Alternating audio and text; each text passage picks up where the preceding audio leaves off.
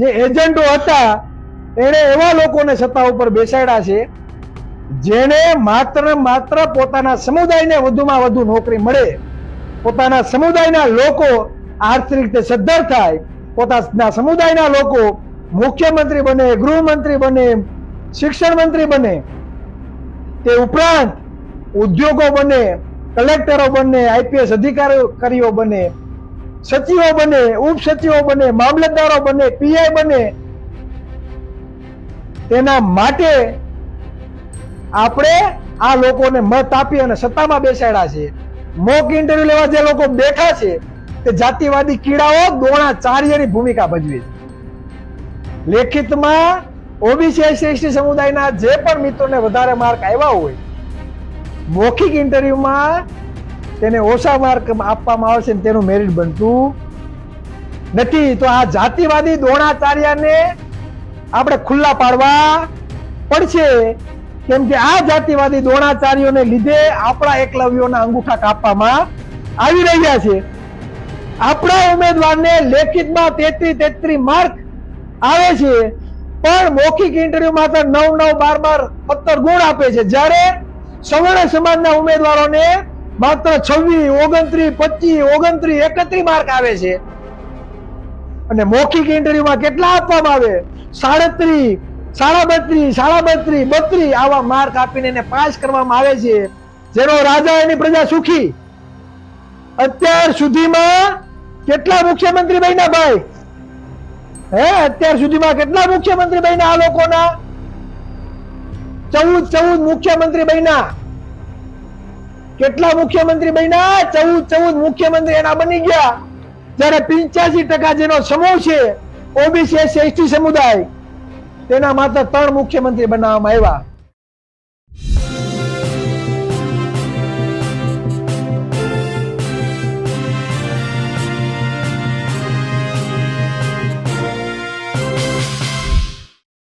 આરક્ષણ એટલા માટે જરૂરી નથી કે આપણે અર્જુનને નીચે પાડવાનું છે.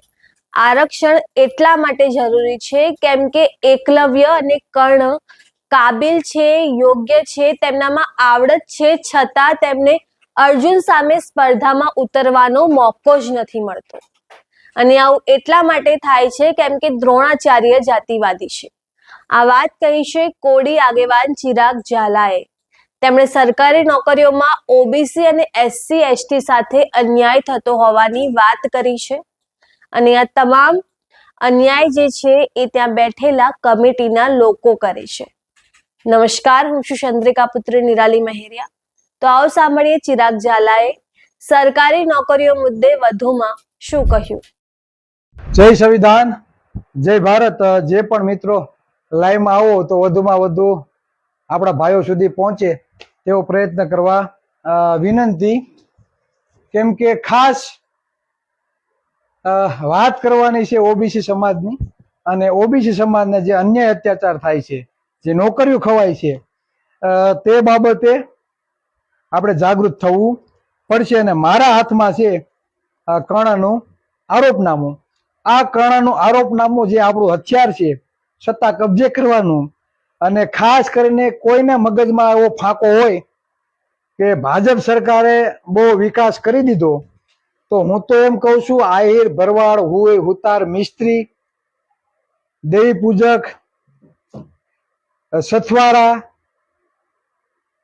ચૌધરી, ઓબીસી સમાજની 146 જ્ઞાતિ, ખાસ કરીને ઓબીસી સમાજમાં જે પણ લોકો આવે છે તેને આ કર્ણનું આરોપનામું તમારા ઘરે લઈ આવવાની જરૂર છે. અને આ આંકડા તમારે વાંચવાની જરૂર છે, એટલે તમને ખ્યાલ આવશે કે જે લોકોએ ભાજપ માટે તમારી પાસે મત માંગ્યા ને એને તમને ગુલામ બનાવવાનું કામ કર્યું, અને તમારા બાળકોના શિક્ષણ રૂપી ગળા કાપવાનું કોઈ કામ કર્યું હોય ને, તો જે વચ્ચેના જે એજન્ટો, જેને આપણે દલાલ કહીએ, બરાબર, જે એજન્ટો હતા એને એવા લોકોને સત્તા ઉપર બેસાડ્યા છે જેને માત્ર પોતાના સમુદાયને વધુમાં વધુ નોકરી મળે, પોતાના સમુદાયના લોકો આર્થિક રીતે સદ્ધર થાય, પોતાના સમુદાયના લોકો મુખ્યમંત્રી બને, ગૃહમંત્રી બને, શિક્ષણ મંત્રી બને, તે ઉપરાંત ઉદ્યોગો બને, કલેક્ટરો બને, આઈપીએસ અધિકારીઓ બને,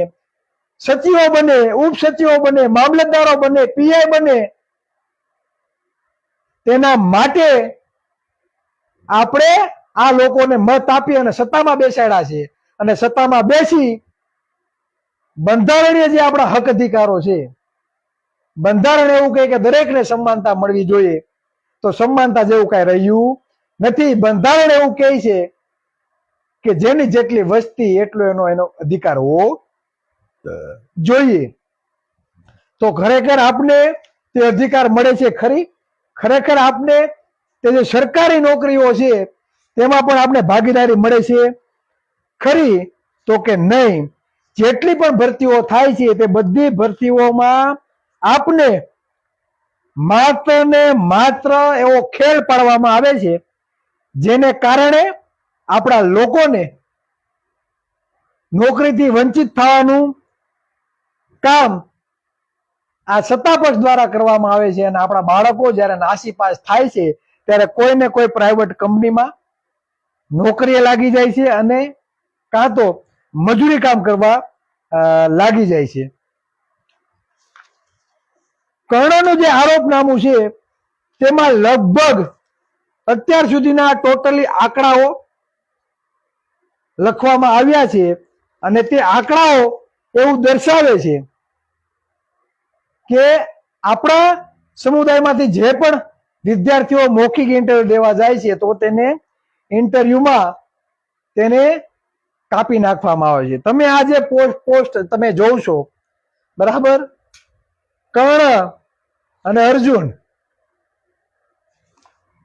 તો તમે કર્ણની વાત કરો તો કર્ણ એટલો શક્તિશાળી હતો જે અર્જુનને પણ હંફાવી દેતો.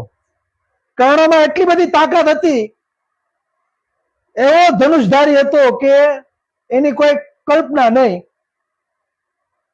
પણ થાય કેવું કે એ પોતે શૂદ્રમાંથી આવતો. તમે જયારે ઇતિહાસ વાંચો ત્યારે તમને ખબર પડે કે પોતે જયારે શૂદ્રમાંથી આવતો અને એને ષડયંત્ર કરી, એક તો એ ષડયંત્ર કરી તેનો જીવ લેવામાં આવ્યો. ક્યારેય તેને અર્જુન સામે સમકક્ષ હરીફાઈ કરવાનો મોકો મળ્યો નહીં. એટલે કહેવાનો મતલબ એ છે કે ઓબીસી સમાજમાં એવા ઘણા બધા કર્ણો છે પણ એને યોગ્ય અવસર આપવામાં આવતો નથી. માત્ર ને માત્ર ષડયંત્રનો ભાગ બનાવી તેને નાસી પાસ કરવામાં આવે છે, નપાસ કરવામાં આવે છે અને સ્પર્ધાથી દૂર કરવામાં આવે છે. ક્યારેય કર્ણ અને અર્જુન સામે યુદ્ધ કર્યું હોય, બરાબર, તેવું ક્યારે કોઈથી બતાવવામાં આવ્યું નથી. શા માટે? કે કર્ણની સામે જો અર્જુન લડવા આવે તો અર્જુન હારી જાય. તમે સિરિયલ જોજો, કર્ણને વાંચજો તો તમને ખબર પડશે, બરાબર. જે ધનુર્ધર મહાપરાક્રમી જે કર્ણ હતો તેને માત્ર ને માત્ર ષડયંત્રનો ભાગ બનાવી તેને હરાવવામાં આવ્યો. એ જ રીતે આજે પણ એવા ષડયંત્રકારીઓ છે, બરાબર, આજે પણ એવા ષડયંત્રકારીઓ છે જે ઓબીસી એસસી એસટી સમાજના જે પણ મહારથીઓ છે, જે પણ વિદ્યાર્થીઓ શક્તિશાળી છે, તેને ક્યાંક ને ક્યાંક જાતિવાદનો ભોગ બનાવી તેને હરાવવામાં આવે છે. તમે એકલવ્યની જે વાર્તા સાંભળી હશે કે એકલવ્યનો જાતિવાદી જે દ્રોણાચાર્ય છે, બરાબર, તેના દ્વારા એકલવ્યનો અંગૂઠો કાપી નાખવામાં આવ્યો હતો. શા માટે? કેમ કે એકલવ્ય શૂદ્ર હતો. એકલવ્ય શૂદ્ર હતો. કહેવામાં આવે છે કે એકલવ્ય પણ એવો ધનુર્ધારી હતો. એક વખત જયારે એકલવ્ય નાનો હતો અને ધનુર્વિદ્યા જયારે તે શીખતો ત્યારે એનામાં એવી તાકાત હતી કે કોઈ હડકાયું કૂતરું નીકળે છે અને એકલવ્ય એને એ રીતે બાણ મારે છે મોઢામાં કે એ કૂતરાને ઈજા પણ નથી થતી અને કૂતરું ભસવાનું બંધ કરી દે છે. મોઢામાં એ રીતે બાણ મારવામાં આવે છે કે તેને ઈજા પણ નથી થતી અને કૂતરાને શાંત કરી દેવામાં આવે છે.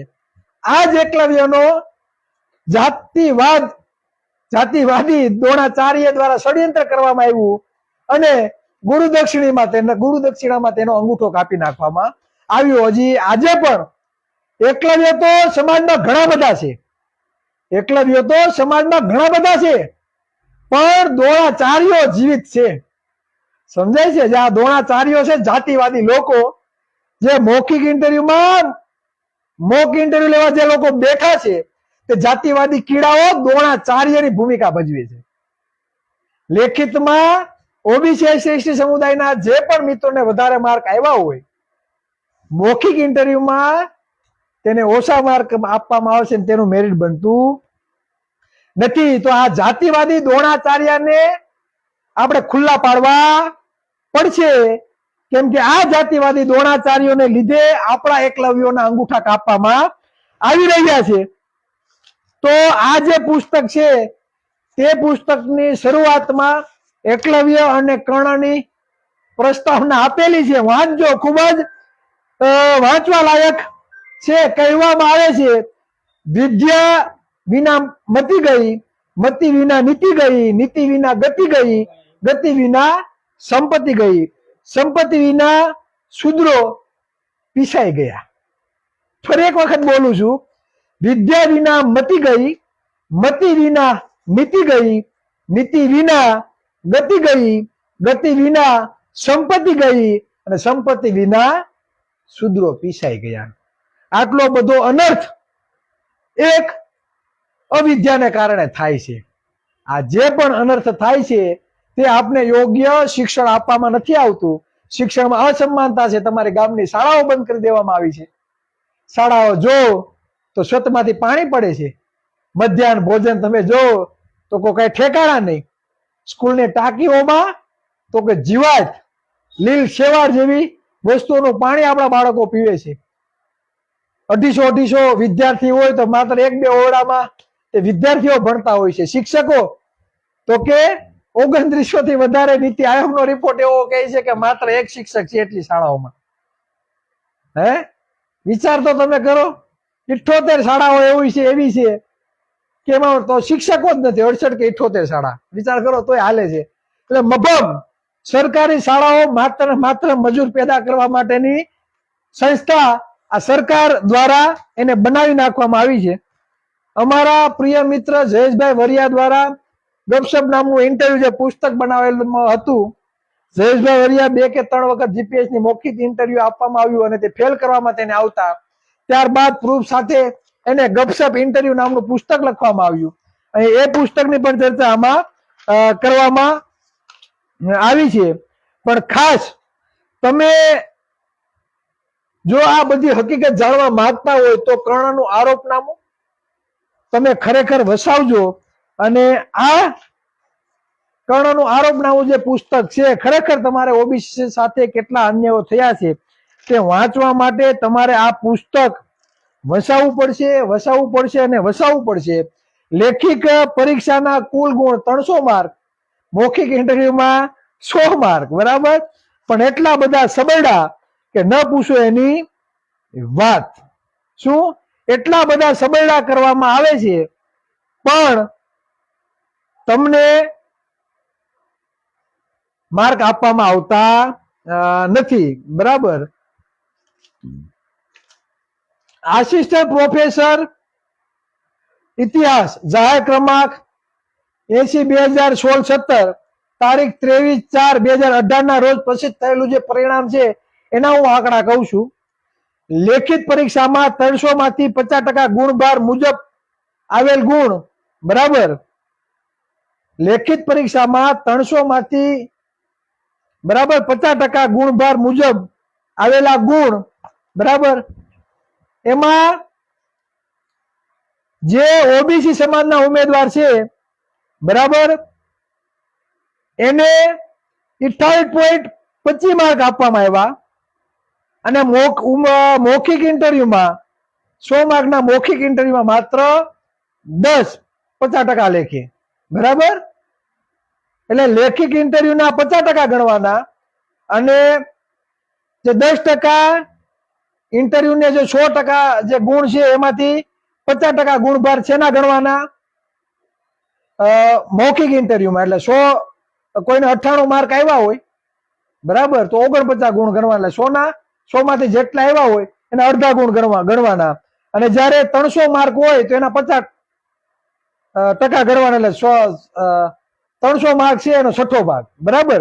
એટલે ઓબીસી ઉમેદવારને 28.25% આવેલા છે અને એને મૌખિક ઇન્ટરવ્યુમાં આપવામાં આવ્યા માત્ર 10. એ જ જગ્યાએ જે સવર્ણ ઉમેદવાર છે તેને 25.74 માર્ક આવેલા છે. એને એ ઉમેદવારને કેટલા માર્ક આપ્યા ખબર? 28.5. કેટલા માર્ક આપ્યા? 28.5. એટલે 28.5 ના તમે ડબલ કરો બરાબર. એટલે 100 માંથી એટલા માર્ક આવેલા એટલે 50% ગુણભાર ગણવાના. એટલે આપણો ઓબીસી નો ઉમેદવાર નપાસ થાય છે અને સવર્ણ સમાજ નો પાસ થાય છે. તે જ રીતે ઓબીસી ઉમેદવાર 27.96% માર્ક લઈ આવે છે અને એને મૌખિક ઇન્ટરવ્યુમાં આપવામાં આવશે માત્ર 9.5 અને ભાઈ થાય છે નપાસ. જયારે સવર્ણ સમાજમાંથી આવેલો એને 26.78 ગુણભાર આપવામાં આવે છે લેખિતમાં અને મૌખિક ઇન્ટરવ્યુમાં 28 માર્ક. એટલે આ ભાઈ થઈ જશે પાસ. ત્યારબાદ બીજા જે ઓબીસી ઉમેદવાર છે એને 25.18 માર્ક આવેલા છે લેખિતમાં. મૌખિકમાં આપવામાં આવે છે માત્ર 5. એટલે આપણો ભાઈ થઈ જાય છે નપાસ. જયારે સવર્ણ સમાજને 24.88 માર્ક આવે છે અને મૌખિક ઇન્ટરવ્યુમાં 35 માર્ક આપવામાં આવે છે. વિચાર કરો કેટલા? 35. અને આ ભાઈ થઈ જાય છે 5. જો આ આંકડા છે, મારા ઘરના આંકડા નથી, ખોલીને જેને જોવા હોય તો જોઈ લેજો. એટલે બધી રીતે આમ ને આમ ઠોકમ ઠોક બનાવવામાં આવે છે. બીજી જે ભરતી છે આદિજાતિ વિકાસ અધિકારી જાહેર ક્રમાંક 40/2023-24, તારીખ છે 23/12/2024 ના રોજ પ્રસિદ્ધ થયેલા આ પરિણામની અંદર ગેપિંગ કાર્ડ નો મોટો ખેલ બરાબર. જો એમાં પણ આ જ રીતે છે. એટલે 300 માર્ક હોય બરાબર, તો એમાં 300/6 એટલા માર્ક લેવાના અને 100 માંથી 50% લેવાના. 100/2. એટલે એમાં હું તમને અમુક આંકડા કહું, બધા નહીં બોલું. ઓબીસી ઉમેદવારને આવતા આ માર્ક જે આવ્યા છે લેખિતમાં 29.27 અને આ ઉમેદવારને મૌખિક ઇન્ટરવ્યુમાં માત્ર આપવામાં આવ્યા 9. વિચાર કરો, જેને 29.27 માર્ક આવેલા છે તેને માત્ર 9 માર્ક આપવામાં આવ્યા છે મૌખિક ઇન્ટરવ્યુમાં. આ ભાઈ થઈ જાય છે નપાસ. જેને 30.14 માર્ક આવેલા છે ઓબીસી સમાજને, એને માત્ર મૌખિક ઇન્ટરવ્યુમાં 9 આપવામાં આવ્યા અને આ થાય છે નપાસ. એ જ રીતે ઓબીસી સમાજને બીજા ઉમેદવારને 30.92 માર્ક આવે છે અને મૌખિક ઇન્ટરવ્યુમાં આપવામાં આવે છે 12.50 અને ઉમેદવાર કરે છે, થાય છે નપાસ. ચોથો ઉમેદવાર છે તેને 33.75 માર્ક આવે છે અને મૌખિક ઇન્ટરવ્યુમાં આપવામાં આવે છે 12.50 અને ઉમેદવાર થાય છે નપાસ. પાંચમો ઉમેદવાર છે એને 33.89 માર્ક આવે છે અને મૌખિક ઇન્ટરવ્યુમાં આપવામાં આવે છે 17.50 અને આપણો ઉમેદવાર થાય છે નપાસ. જ્યારે આ જ ભરતીમાં સવર્ણ જે ઉમેદવારો છે તેની હું તમને યાદી આપું કે આવે છે માત્ર ગુણ 26.91. એને લેખિતમાં આપવામાં આવે છે 32.50. કેટલા? 32.50 આપવામાં આવે છે. આ ઉમેદવાર થઈ જાય છે પાસ. બીજો ઉમેદવાર 29.30 માર્ક આપવામાં આવે છે અને મૌખિક ઇન્ટરવ્યુમાં માર્ક કેટલામાં આવે છે? 31. એટલે 100 માં તેને જેને 31 માર્ક લીધા ને એના 31 ના 62 થાય. એટલે 62 ના અડધા માર્ક બરાબર. એટલે મૌખિક ઇન્ટરવ્યુમાં જે માર્ક આવ્યા હોય 100 માંથી એના અડધા ગણવાના હોય. ત્રીજો ઉમેદવાર જેને 25.80 માર્ક ગુણ આવે છે તેને મૌખિક ઇન્ટરવ્યુમાં આપવામાં આવે છે 37.91 અને ઉમેદવાર થઈ જાય છે પાસ. ચોથો સવર્ણ સમાજનો ઉમેદવાર છે 29.39 માર્ક આવે છે અને મૌખિક ઇન્ટરવ્યુમાં આપવામાં આવે છે 32.50 અને કે તેને કરવામાં આવે છે પાસ. પાંચમા ઉમેદવાર છે જેને 31.61 ગુણ લેખિતમાં આવે છે અને મૌખિક ઇન્ટરવ્યુમાં આપે છે 32 માર્ક અને એને પાસ કરવામાં આવે છે. વિચાર કરો, આપણા ઉમેદવારને લેખિતમાં 33 માર્ક આવે છે, પણ મૌખિક ઇન્ટરવ્યુમાં તો 9, 12, 17 ગુણ આપે છે, જ્યારે સવર્ણ સમાજના ઉમેદવારોને માત્ર 26, 29, 25, 29, 31 માર્ક આવે છે. અને મૌખિક ઇન્ટરવ્યુમાં કેટલા આપવામાં આવે? 37, 32, 32 આવા માર્ક આપીને એને પાસ કરવામાં આવે છે અને પોતે જીપીએસસી માં સિલેક્ટ થઈ જાય છે. વિચાર કરો, આ કોની રહેમ? હસમુખ પટેલની, ગૃહમંત્રીની કે પછી ભૂપેન્દ્રભાઈ પટેલની? સમજો, જેનો રાજા એની પ્રજા સુખી. અત્યાર સુધીમાં કેટલા મુખ્યમંત્રી બન્યા ભાઈ? અત્યાર સુધીમાં કેટલા મુખ્યમંત્રી બન્યા આ લોકોના? 14 મુખ્યમંત્રી બન્યા. કેટલા મુખ્યમંત્રી બન્યા? 14 મુખ્યમંત્રી એના બની ગયા.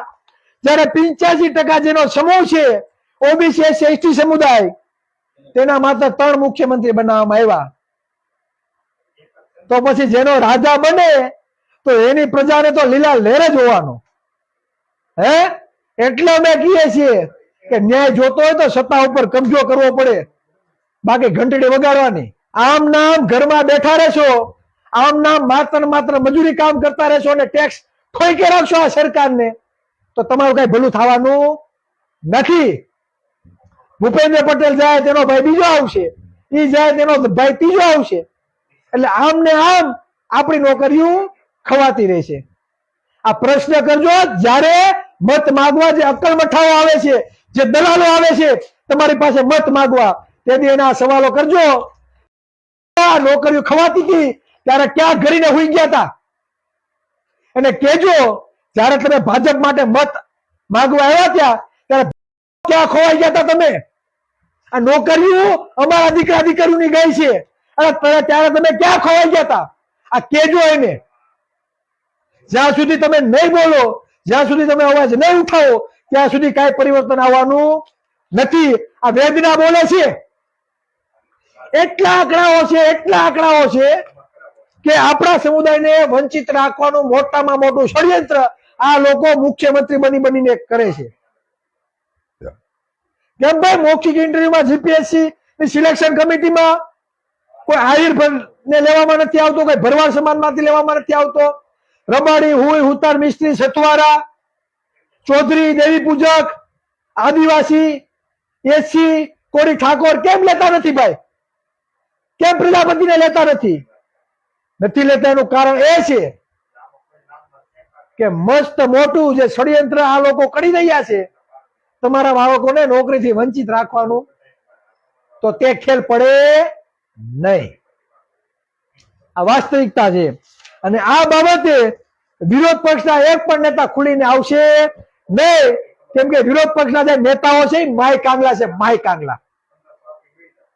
કેમ કે એ અવાજ નથી ઉઠાવતા, એટલે જ આપણે અન્યાયનો ભોગ બનવો પડે. પાણી વાટકીમાં લઈને ડૂબી મરવું જોઈએ, ડૂબી. તમે શેનું વિરોધ પક્ષ? તમે શેના વિરોધ પક્ષના નેતાઓ? જે મૂળભૂત સમસ્યાઓ છે તેના માટે તમે જો અવાજ નથી ઉઠાવી શકતા, તો તમારું કોંગ્રેસ કે આપમાં રહેવા બરાબર તમારા પોતાના અંગત સ્વાર્થ માટે કદાચ તમે એ પાર્ટીમાં બેઠા હો. તમારા તહેવાર હોય તો કર્ણનું આરોપનામું પુસ્તક મંગાવો અને ખુલીને મેદાનમાં આવો લડવા માટે. બાકી તમે માત્ર ને માત્ર પોતાના રાજકીય કારકિર્દી ચમકાવવા માટે વિરોધ પક્ષમાં કદાચ તમે બેઠા હોય એવું સ્પષ્ટપણે ઉલ્લેખ થાય છે. આવું એક જગ્યાએ નહીં, બધી જગ્યાએ ઠોકમ ઠોક. કેટલા આંકડા આપ્યું, કેટલા તમને આંકડા આપ્યું કે ઓબીસી સમાજનું નખો જ આ જાતિવાદી કીડાઓએ આપણું કાઢ્યું છે. જે એજન્ટો બનીને બેઠા છે ભાજપને મત આપવા માટે, આમાં તમારું નખોદ કાઢ્યું છે, નખોદ. તમે પરસેવો પાડી તમારા બાળકોના શિક્ષણ માટે તમે મહેનત કરો છો, મજૂરી કામ કરો છો. જ્યારે ગવર્મેન્ટની તૈયારી કરો, જીપીએસસી માં તમારો દીકરો મૌખિક ઇન્ટરવ્યુ દેવા જાય અને આ મૌખિક ઇન્ટરવ્યુમાં મૌખિક ઇન્ટરવ્યુમાં મોક ઇન્ટરવ્યુ લેવા બે છે અને તમારા બાળકોને નપાસ કરે છે, નપાસ. આ હિસાબ તમે કોની પાસે માગશો? જેને વસ્તી પ્રમાણે આરક્ષણ મળે છે એનું કટ ઓફ નીચું જાય છે અને આપણું કટ ઓફ ઊંચું જાય છે. મહિલાઓનું જે તમે કટ ઓફ જોયું, એલઆરડી નું જે રિઝલ્ટ આવ્યું એમાં 18% ફેર છે, 18%. ઈડબ્લ્યુએસ મહિલાઓનું રિઝલ્ટ 80.50% હેઠકું. અને જયારે આહિર, ભરવાડ, હુઈ, હુતાર, મિસ્ત્રી, દેવી પૂજક, ચૌધરી, પ્રજાપતિ, લુહાર, દરજી, મોચી, કોળી ઠાકોર, ખારવા, વણજારા જે ઓબીસી સમાજની જે જ્ઞાતિઓ છે, ક્ષત્રિય સમાજની 50% જ્ઞાતિઓ ઓબીસી સમાજમાં આવે છે. તો આજે ઓબીસી નું કટ ઓફ મહિલાઓનું 98.50% હેઠકું. કેટલા હેઠકું? 98.50%. 18% નો ફેર છે. ક્યાંથી કાઢશો તમે? મતલબ એવો થયો કે 18% નો જે ગેપ છે, 80.50 થી લઈને 98.50 વચ્ચેની જે પણ પાટીદાર, વાણિયા બ્રાહ્મણ અને જે પણ ઉજળિયાત વર્ગ જે પણ ઈડબ્લ્યુએસ માં આવે છે તેની બધી દીકરીઓ કોન્સ્ટેબલ બની જશે. જ્યારે 80.50 થી લઈને 98.50 વચ્ચેની જેટલી પણ ઓબીસી સમાજની જે પણ દીકરીઓ હતી, આહિર, ભરવાડ, રબારી, મિસ્ત્રી, હુઈ, હુતાર, કોળી ઠાકોર, પ્રજાપતિ, દરજી, મોચી, ચૌધરી, દેવી પૂજક, પ્રજાપતિ, આવી 146 જ્ઞાતિઓ છે એની દીકરીઓ કોન્સ્ટેબલ બનશે નહીં. તમને યાદ કરાવી દઉં, જયારે ભૂપેન્દ્ર પટેલ મુખ્યમંત્રી બન્યા તરત એલઆરડી ના સચિવ તરીકે હસમુખ પટેલની વરણી કરવામાં આવી. અને આ એલઆરડી નું તમે રિઝલ્ટ જોજો, ત્યારે એલઆરડી નું જે રિઝલ્ટ હતું કટ ઓફ મહિલાઓનું ઈડબ્લ્યુએસ નું જે 50% હેઠકું હતું, અને જયારે ઓબીસી નું મહિલાઓનું કટ ઓફ 61% હેઠકું હતું. 11% નો ફેર હતો, 11%.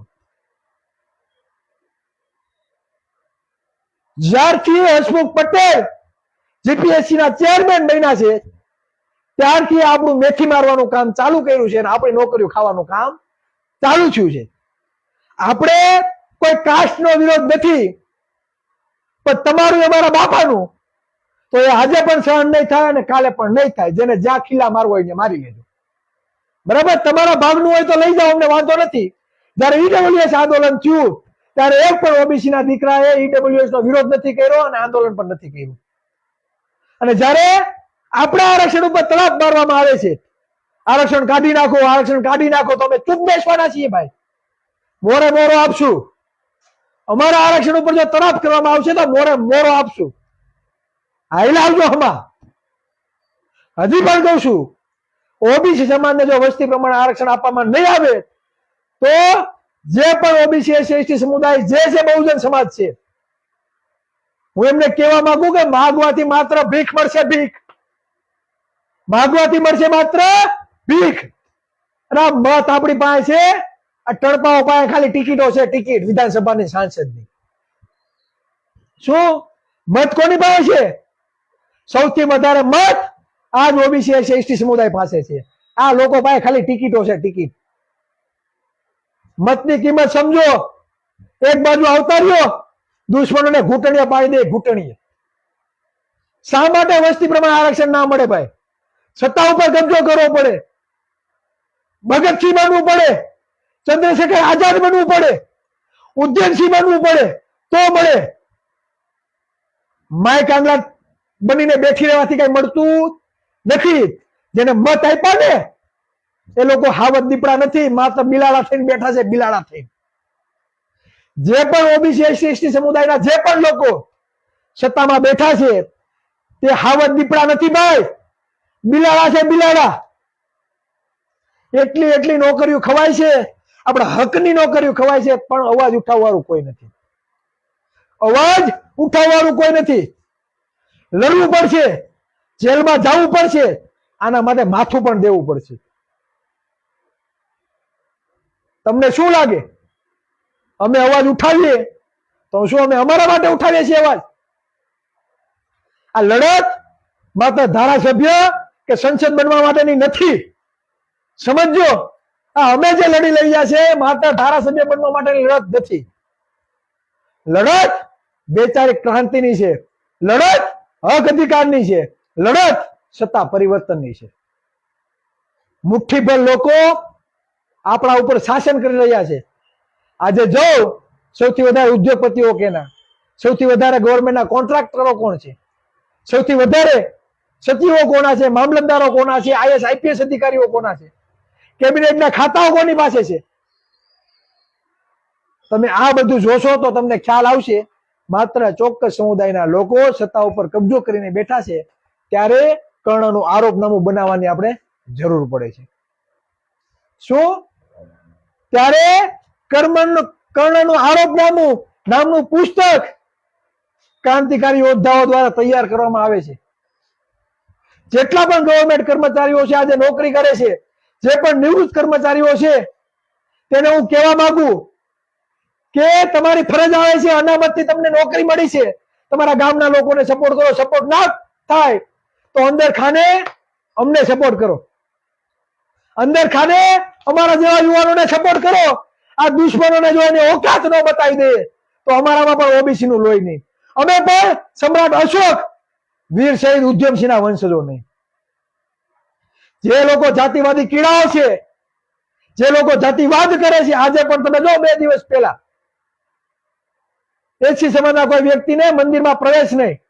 તમે આવો સુરતમાં, તમારે કોઈ સારી સોસાયટીમાં મકાન લેવા જાવ, પૂછે કેવા કોળી, તો કે મકાન નથી આપતા કોળીને. અમારી સાથે થયેલું છે, ઘણા લોકો સાથે થયેલું છે, બેઠકો કરેલી છે.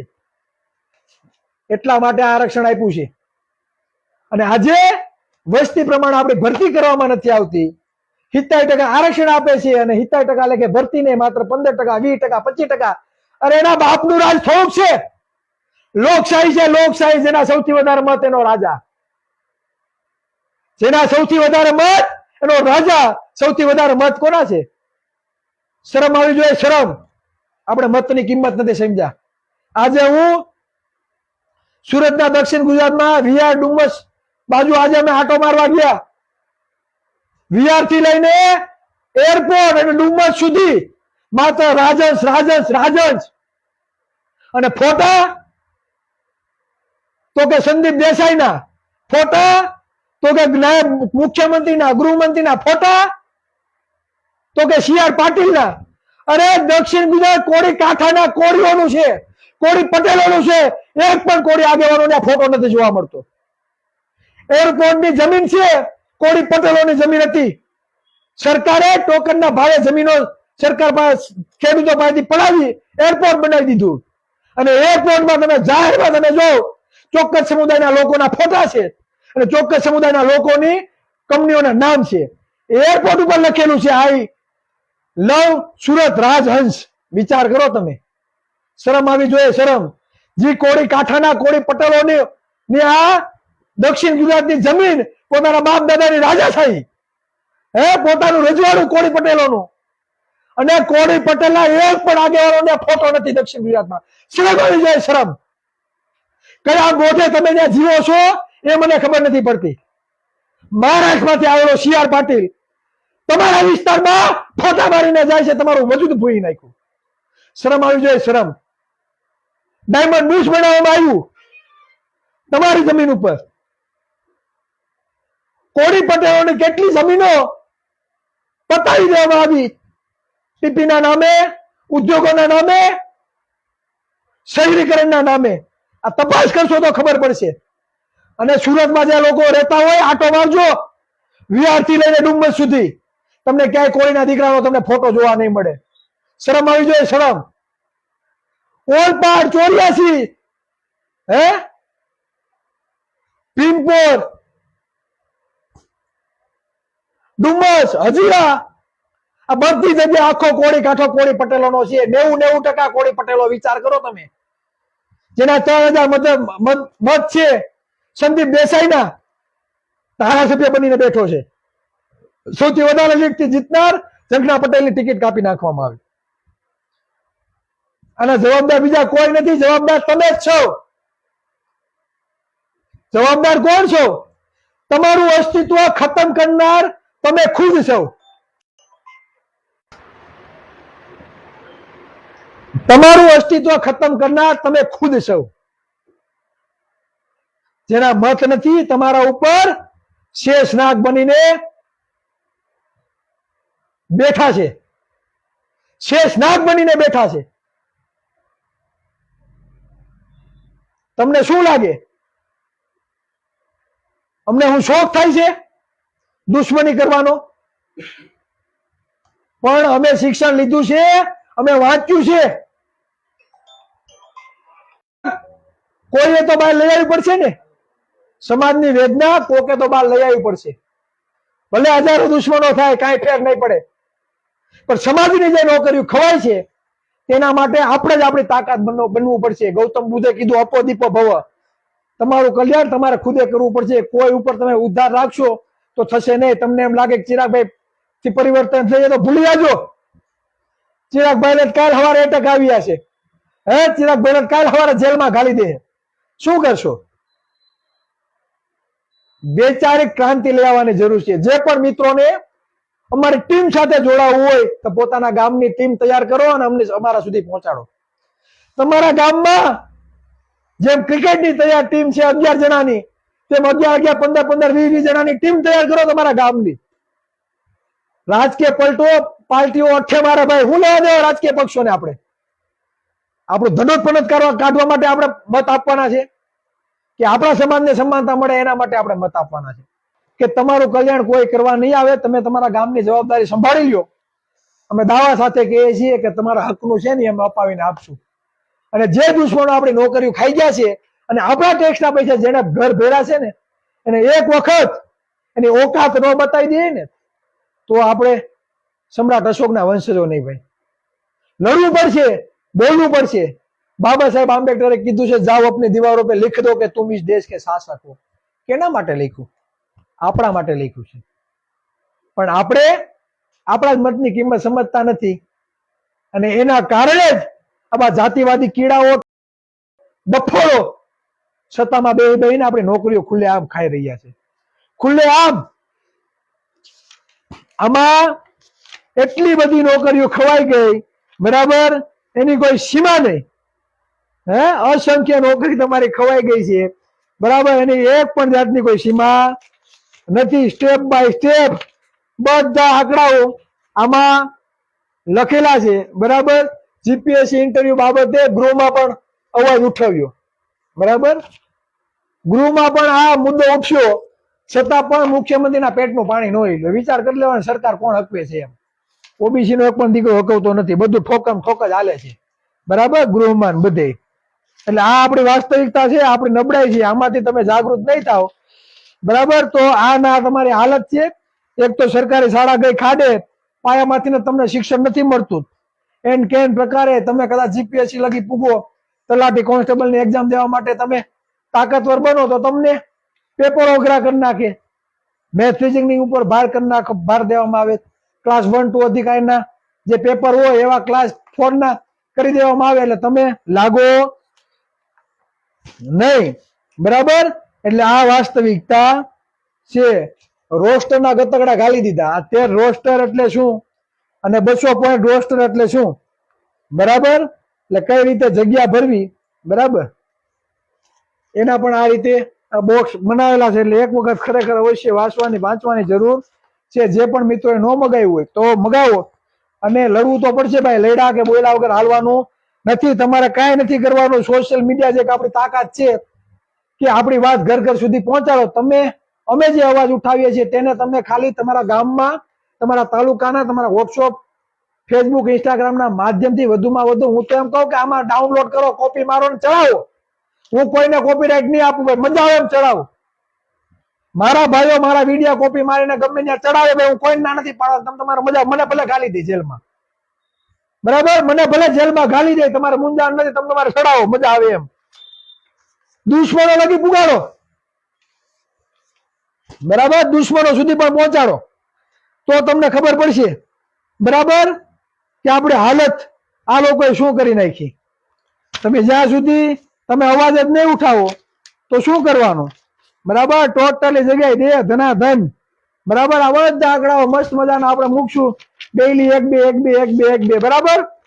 અને મજા આવે તો શેર કરજો, મજા આવે તમારા મંતવ્ય હોય એ લખજો, અને ખાસ કરીને ગામે ગામ આપણે જે ટીમ તૈયાર કરવા જઈ રહ્યા છીએ તે બાબતે બરાબર પોતાના ગામની જવાબદારી નિભાવો અને પોતાના ગામમાંથી ટીમ તૈયાર કરીને આપો. અમે બધી જગ્યાએ પહોંચવાના નથી, પણ જો તમે તમારા ગામની જવાબદારી તમે નિભાવો બરાબર તો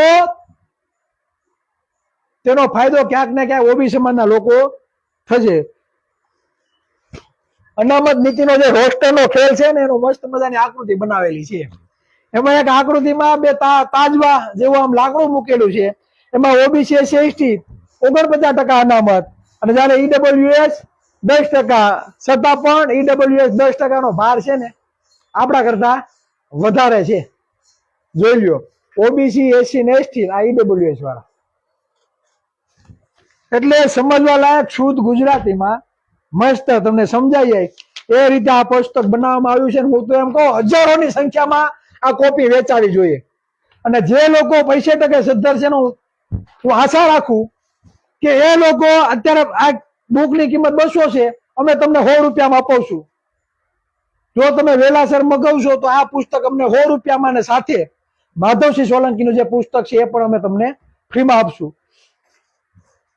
જે લોકો 50% સદ્ધર છે બરાબર, જે ક્લાસ 1 2 અધિકારી કદાચ છે, જે લોકો પાસે આર્થિક રીતે સદ્ધર છે એવા લોકોને નમ્ર વિનંતી કે 5-10 હજારના પુસ્તકો મંગાવો અને આ પુસ્તકો તમારા ગામમાં તમારા આગેવાનોને બરાબર એ લોકોને આપો અને એને કયો વાંચો એને વાંચવા આપો. આ પુસ્તક ખાલી શુદ્ધ ગુજરાતમાં આ પુસ્તક વાંચશે ને તો એને ખબર પડશે ભાઈ કે આપણી કઈ રીતની હાલાકી આ લોકોએ આપણી કરી દીધી છે. અને ખાસ આ પુસ્તકમાં જે આંકડાઓ છે ને એ ગુજરાતીમાં લખેલા છે બરાબર, એ આંકડાઓ છે તે પણ ગુજરાતીમાં લખેલા છે. બીજું કે રાજસત્તામાં સૌથી વધારે ભાગીદારી કોની છે બરાબર, લોકસભામાં 1992 થી લઈને 1980 સુધી કયા કયા સમુદાય ઉપર દેશનો કબજો, લોકસભામાં સૌથી વધારે સંસદ કોણ બનીને બેઠા એના પણ આંકડા લખેલા છે. તમે જોશો તો તમને ખબર પડશે કે કોણ આપણા ઉપર પાગળ ધીંડા કરીને વયું ગયું. રાજ્યસભામાં કોનો કબજો છે એના પણ આંકડા લખેલા છે. અટલ બિહારી વાજપેયીની સરકારમાં બરાબર 1996 માં અટલ બિહારી વાજપેયીની જે શાસન હતું ત્યારે પણ સૌથી વધારે કેબિનેટ મંત્રી, કેન્દ્રીય રાજ્ય તથા નાયબ મંત્રી, સેક્રેટરી, જોઈન્ટ સેક્રેટરી વગેરે સીટો, ગવર્નર, લેફ્ટનન્ટ ગવર્નર, જાહેર સાહસોના મુખ્ય કારોબારી, આ બધી જગ્યાએ કોનો કબજો હતો એ આંકડાકીય માહિતી બધી આપેલી છે બરાબર. કેન્દ્રીય જે નોકરીઓ છે એમાં ઓબીસી સમાજની સ્થિતિ શું છે બરાબર એ પણ તમને ખબર પડશે. હું ટૂંકમાં કહી દઉં બરાબર, કેમ કે આંકડા બહુ વધારે છે 80,000 ને લાખ ઉપર, પણ ટકાવારી તમને કહી દઉં. ક્લાસ 1 અધિકારી કેન્દ્રીયમાં જે કેન્દ્રીય નોકરીઓ છે બરાબર, એમાં ક્લાસ 1 અધિકારી 52% ઓબીસી સમાજની વસ્તી છે. કેટલી ભાગીદારી ખબર, માત્ર 4.7%, 4.7%. ક્લાસ 2 માં બરાબર, ક્લાસ 2 માં 52% વસ્તી આપણી ભાગીદારી કેટલી ખબર, 2.3%. ક્લાસ 3 માં 52% આપણી વસ્તી, ભાગીદારી કેટલી 5.9%. ક્લાસ 4 કેન્દ્રની નોકરીની વાત કરું છું, 52% વસ્તી, માત્ર 4.1%. 52% જેની વસ્તી છે કેન્દ્રમાં જે નોકરીઓ છે એમાં માત્ર તમારી ભરતી 4%, 5%, 2% આવી ભરતી છે. અને આ લોકો કે આરક્ષણ લે છે 70 વર્ષ થયા, 70 વર્ષ લગી તો લાભ લીધો, હવે તો મૂકો, આરક્ષણ કાઢી નાખો. પણ અક્કલમાં ઓછવી રહો, જાતિવાદી કીડાઓ.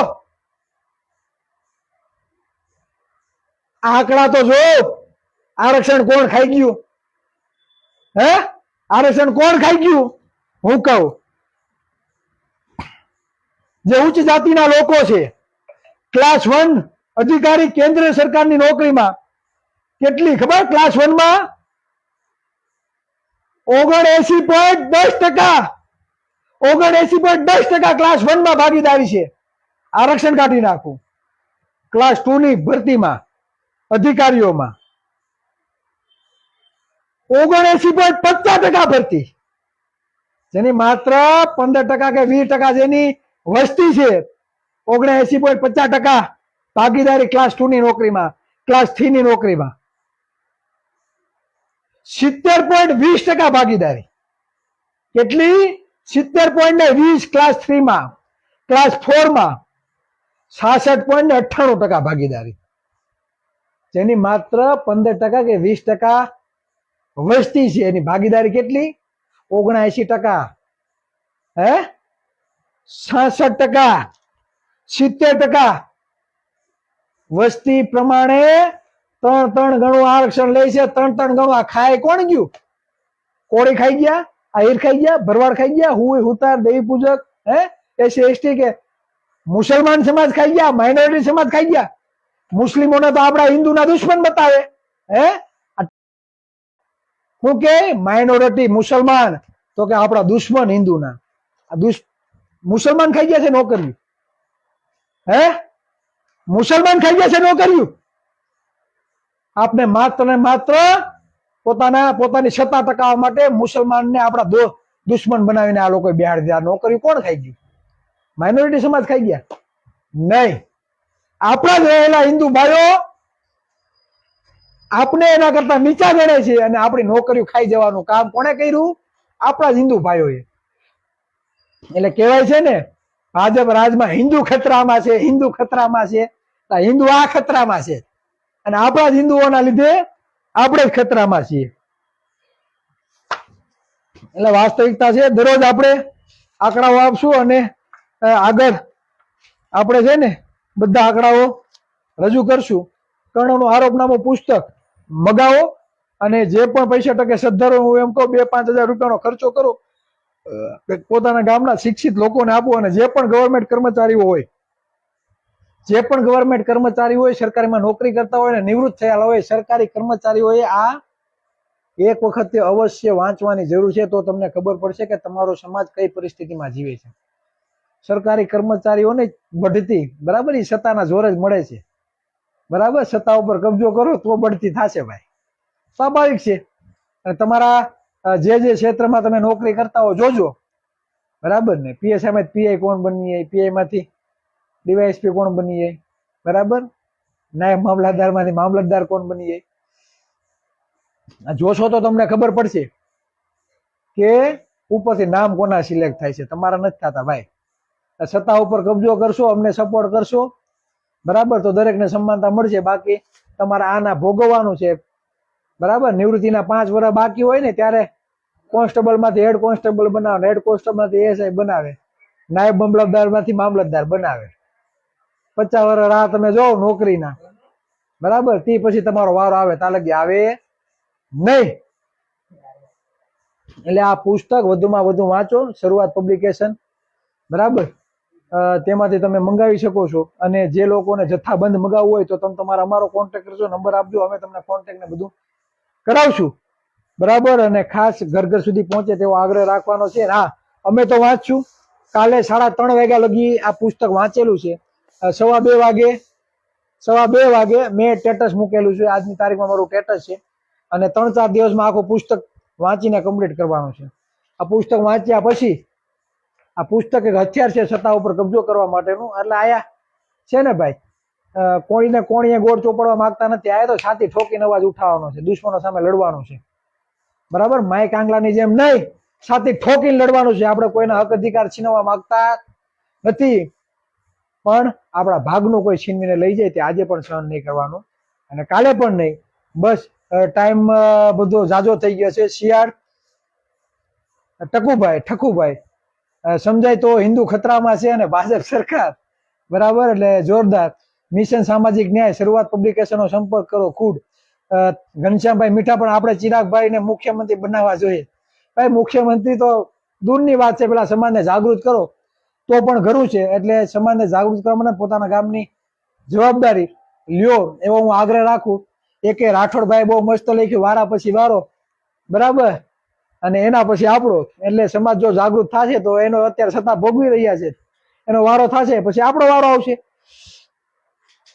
અજય મકવાણા સબ फुट कब मंडल जाएंगे हम मंडल फिर से लाएंगे એટલે મંડળ કમિશનની જે ભલામણો હતો એ બાબતે અજય મકવાણા લખે છે મંડળ કમિશનની જે ભલામણો છે તે બાબતે પણ આપણે ચર્ચા કરશું. હવે કોઈ કહેતા નહીં કે ઓબીસી સમાજ સૂતો છે. ચિરાગ ઝાલા જેવા શિક્ષિત જાગૃત સામાજિક ન્યાય માટે લડતા નીડર ચહેરો ઓબીસી પાસે છે. હું એમ કહું ચિરાગ ઝાલા ઉપર આશા રાખવાની નથી. બધા વ્યક્તિ જાગૃત થાવ અને ગામે ગામ ચિરાગ ઝાલા જેવા યોદ્ધાઓ પેદા થાય એવી હું આશા રાખું.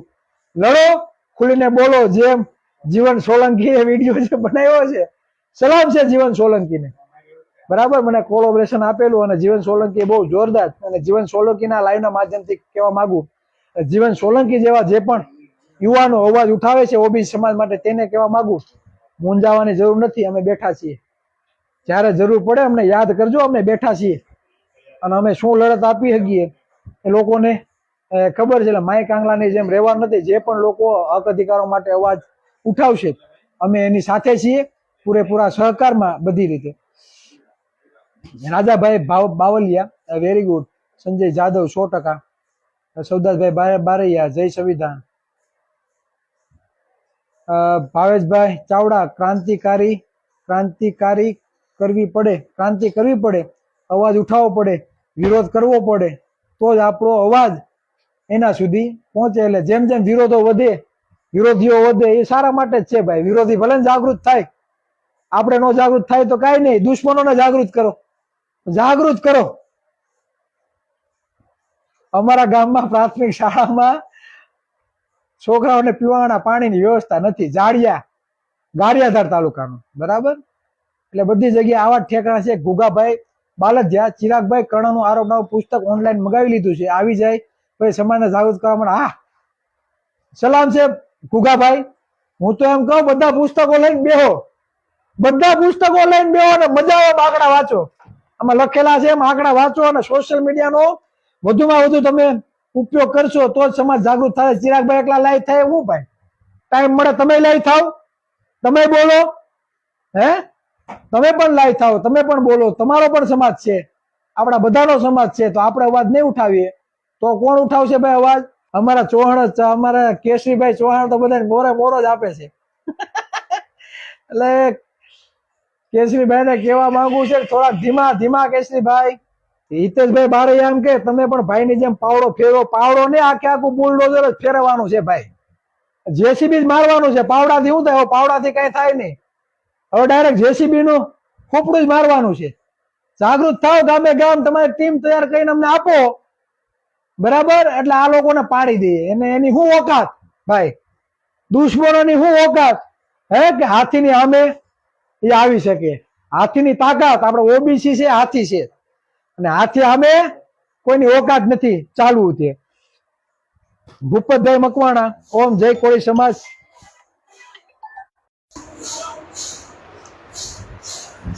ઓમ જય કોળી સમાજ. સેનાપતિ ચિરાગ ઝાલા સરકારી સહાયનો ભ્રષ્ટાચાર મેળવવા પોતાની જાતની છુપાવી કોળી થઈ.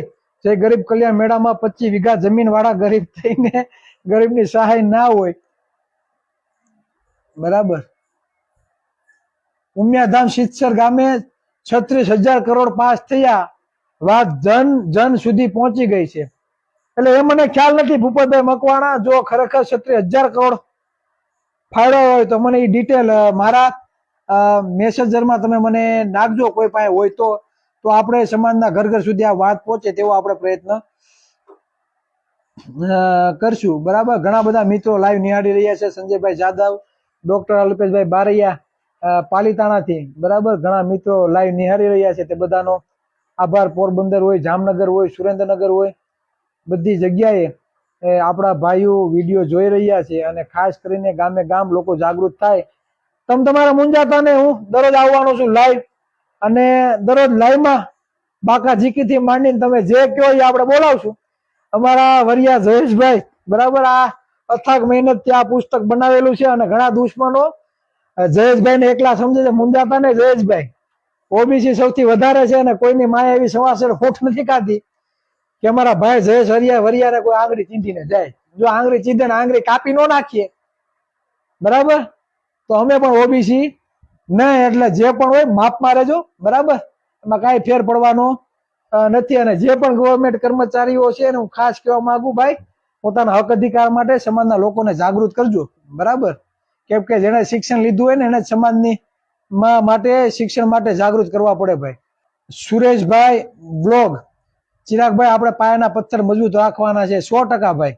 સમાજમાં ફાળો લખાવીને ના પાડી દે છે, એક પણ વ્યક્તિનું કામ કર્યું નથી. બીજા સમાજ માટે પોતે બીજા સમાજના દીકરા બનીને બેંક માટે ને ખબર છે સમાજ એટલે જે પણ મિત્રો કોમેન્ટો લખી રહ્યા છે, બરાબર, તે બધા મિત્રોનો ખૂબ ખૂબ આભાર. પ્રભાત અની યાલિયા, કોળી સમાજની એકતા માટે કોળી સમાજની જગ્યા મળે તેવી વ્યવસ્થા થાય તેના માટે સરકાર પાસેથી જગ્યા લેવી પડે. ભાઈ વર્ષો થયા જગ્યા માગે જ છે પણ આપતા નથી. તમારા વિસ્તારનો મામલતદાર ને કલેક્ટર પાસે એવી સત્તા છે કે ખરાબાની કોઈ જગ્યા હોય તો કોઈ બી ટ્રસ્ટને આપવું હોય તો આપી શકે. જે લોકો સત્તા ઉપર પહોંચી ગયા એને પોતાના સમાજના ટ્રસ્ટોની લાગઠ, બરાબર, કોઈ એવી જગ્યા બાકી નથી કે અહીંયા એને પોતાના વિસ્તારમાં જગ્યા લીધી નથી સરકાર પાસેથી, બરાબર. જગ્યા લીધી. હું તમને કહું, સરકારી જમીન ટોકન ભાવે લે છે અને એમાં હોતને પણ મોટા મોટા પ્રોજેક્ટો બને છે અને પછી લાખો કરોડોમાં વેચાણ કરે છે. આ પણ વસ્તુ બની છે. તમે મહાનગરપાલિકામાં તમે જોશો તો તમને ખબર પડશે કે આ લોકોએ સરકારી જમીન ઉપર બાંધકામો કરીને પોતાના ઘર ભરવાનું કામ કર્યું છે. અને નુકસાની કોને જાય છે? આપને, આપણા ટેક્સના પૈસાથી બધા તાગડ ધીંધા કરે છે, બરાબર. અને આ વસ્તુ થાય છે. બસ વધારે વાત નહીં કહેતા, મારી બેટરી પણ લો થવામાં આવી. અને વધુમાં વધુ મળશું. જે પણ મિત્રોને અમારી સાથે જોડાવવું હોય તો પોતાના ગામ, તાલુકો, કોન્ટેક્ટ નંબર આમાં અહીંયા લખવા માટેનો પ્રયત્ન કરજો. ફરી પાછા કાલે મળીશું. જે પણ મિત્રો એ લાઈવ નિહાળી રહ્યા છે તે બધાને ચિરાગ ઝાલાના જય સંવિધાન, જય ભારત. આવજો, આભાર. તો જેમ તમે ચિરાગ ઝાલાની વાત સાંભળી, તમે કર્ણનામાની પણ વાત કરી છે, ઉલ્લેખ કર્યો છે, ત્યારે તમે આ વિશે શું વિચારો છો અમને જરૂરથી કમેન્ટ કરીને જણાવજો. અત્યાર માટે બસ આટલું જ. ધન્યવાદ.